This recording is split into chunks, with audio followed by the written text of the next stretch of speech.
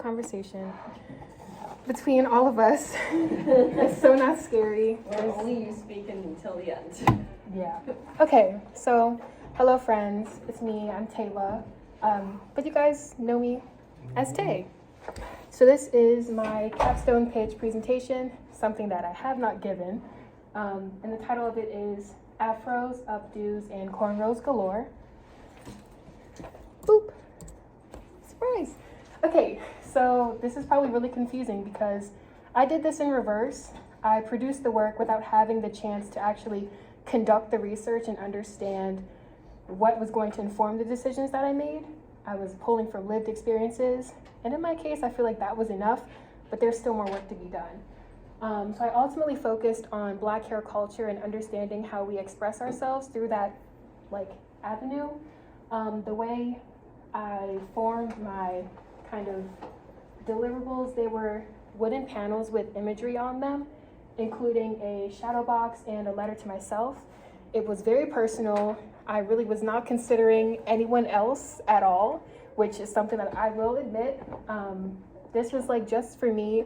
It was more of a look, don't touch kind of project. But now that I've got a chance to conduct the research and be more intentional, I can get a better understanding as to what is informing my decisions and why I did the things that I did in the spring. So now we get to the how might we questions, which have transformed a bit. Again, in the spring, I was just kind of pulling things randomly, trying to put things together and make them work.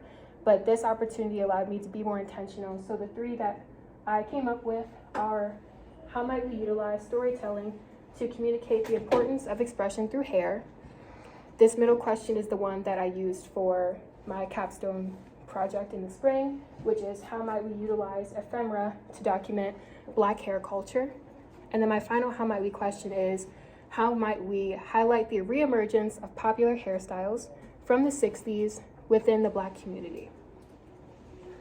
So I have these how might we questions. So in order to understand how I formed those, I was able to conduct the research. The first portion, oh my gosh, being literature review, which was very exciting, but not very helpful, which is unfortunate. Something that I realized is that I was able to find these literary sources, but it was challenging because I was trying to understand and prioritize the perspectives I was looking for. So most of the, articles and journals that I focused on were works from Toni Morrison and Zora Neale Hurston. They were very important in informing my research process and just understanding how I could utilize the other two forms of research and kind of make sense of things along the way. So this encouraged me, again, to be more intentional with the perspectives I focused on, which leads me into my second form of research. I decided to conduct unstructured interviews, mainly focusing on family members, but more specifically, the matriarchal figures in my family. So my grandma on my mom's side and my dad's side. And I also got perspectives from my sister-in-law, Carmen. So as you can see here, 3 interviews total. Most of them are ranging about 20 to 30 minutes. It's very interesting because with my grandmas, they can talk. So I had to cut the actual recording at 30 and we just kept talking for another hour after that. Some important factors that I noticed within these conversations were their age. My grandmothers, they are in their 70s right now, so about 72 or 73. And then my sister-in-law is in her early 30s. So it was very interesting kind of getting their perspectives and understanding how their upbringing and sources of media that they had access to informed the way that they express themselves. I also have some key themes here that came up during our conversation, focusing around hair and expression, most of them being having a sense of community, some routines that were established, expression, validation, self-esteem, and another interesting one was mirroring. I was talking with my mama, and she's not from the States. She was born and raised in Jamaica and then moved to Canada and spent the majority of her teens and early adulthood there. And her mother was a very big source of inspiration and informed the way that she shows up. And it's very interesting because I can see my great-grandmother through my grandma. So the way that she mirrors her was I don't know, very cool. So these are like sound waves, audio. And then you'll also see some quotes from my participants at the bottom of each slide moving forward. So this one says, "So I did it out of spite. It was the most liberating thing I've ever done in my entire life." And Carmen was talking about the time she shaved her head. One of 3 times she shaved her head. So my third and final form of research was a photo ethnography. And I can talk about this forever, but having tangible memories and access to scrapbooks is a luxury that we take for granted. So by relying on family members so heavily, I was able to get permission to hold these photos, which is so cool, and kind of go through and look at, how they express themselves and really moved with the time. So a lot of these images are from my grandma's scrapbook, and it's so cool because, I don't know, Afros, hello, just like the clothing, where she's been, like just her documenting her entire life and kind of seeing how she's still, I guess, I don't know, I'm trying to make sense of my words right now, but the memories that I see here, I'm trying to keep them ongoing in a way. I don't know. So photo ethnography, collecting these old scrapbook images, kind of understanding the way that they express themselves, what are some key and common themes, and in turn, I made this collage, which I will be running into the ground because I really love it, and it's really special to me, kind of speaks to what Black culture is and how we express ourselves when it comes to hair, clothing, and just facial expressions as well. Another quote here we have from my mama is, "Society made you want to be like the pretty white girls. It had an impact on the way you felt about yourself." Again, that's just really important to kind of highlight these different perspectives because, again, she did not grow up in the States, but for that to be a similar experience that she's had when she lived in Canada and grew up there, coming to the States is probably really disappointing for her. But yeah. So potential design solutions, although I already created something in the spring, the work is never done. And this is something that's really cool, is understanding how you can evolve and push your projects further.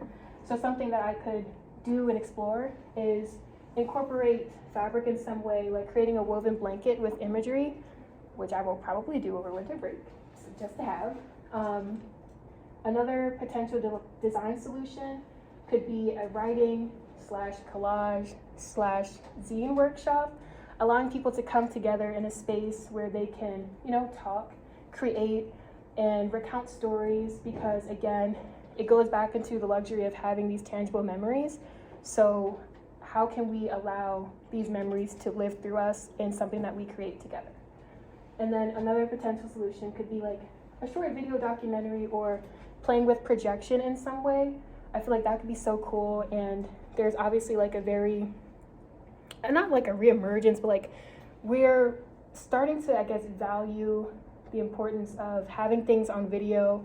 There's a lot of people that love nostalgic, grain, texture. I'm one of those people.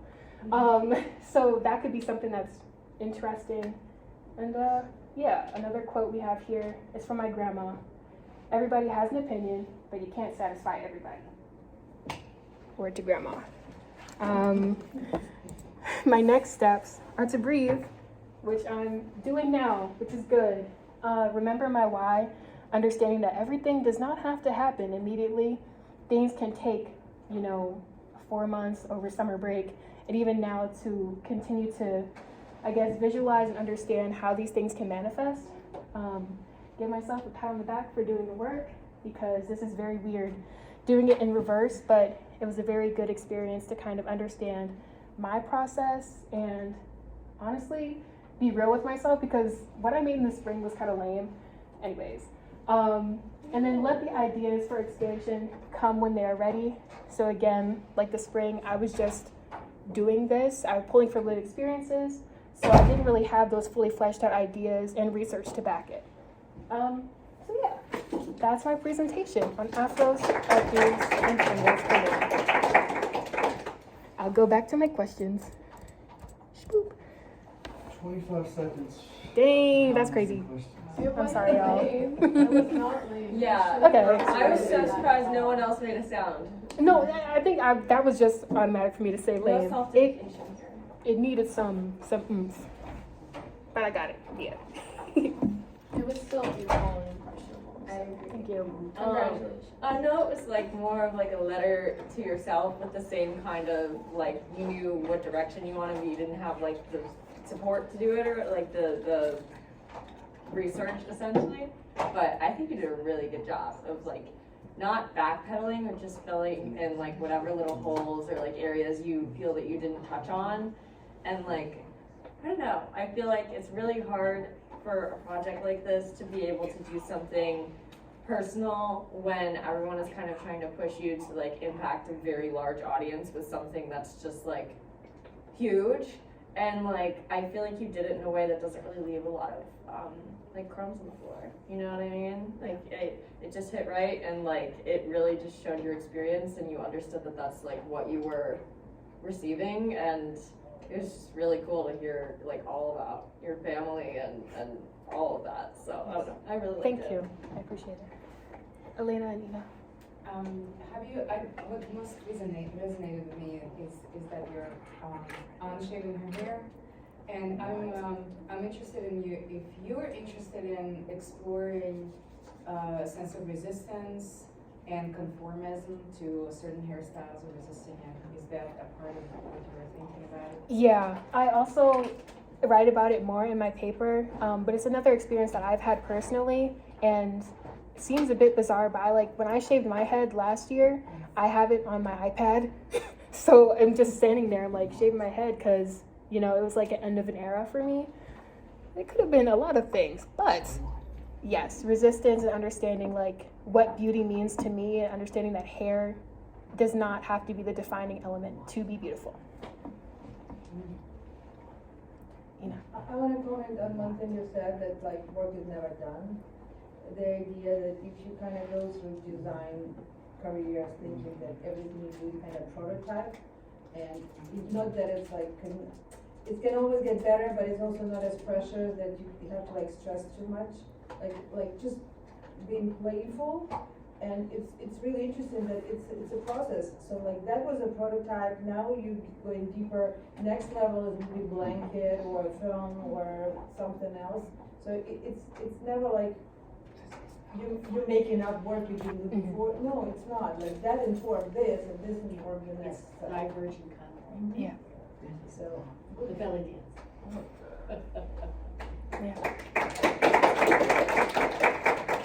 Thank you, friends.